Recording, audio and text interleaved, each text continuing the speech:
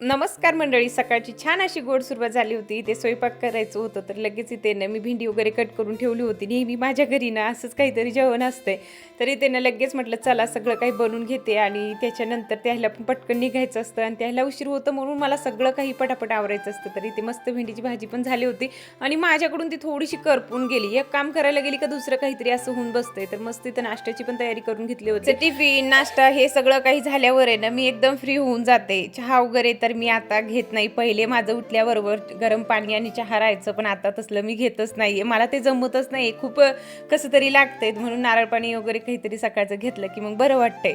तरी ते माझा नाश्ता करून झाला होता. म्हटलं चला आता झाडाला पाणी देते. माझ्याकडे झाडं पण नाही जास्त राहिलेत. खूप वेगळंच झालंय. माझी पहिली रूम खरंच खूप चांगली होते आणि खूप छान वाटायचं मला तिथे.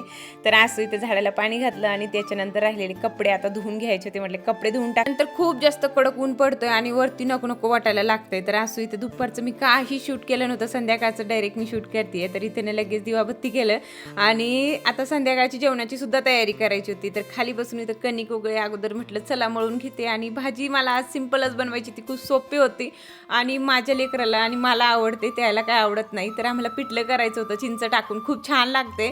उन्हाळ्यात आम्ही नेहमी गावाकडं असं बनवायचं, पण यायला इतकं काही आवडत नाही. पण ते खाणार होते, ते बोलले हो चालेल मला आजचे दिवस.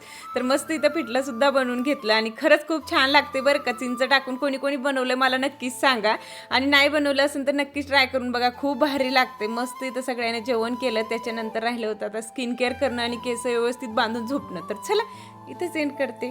बाय.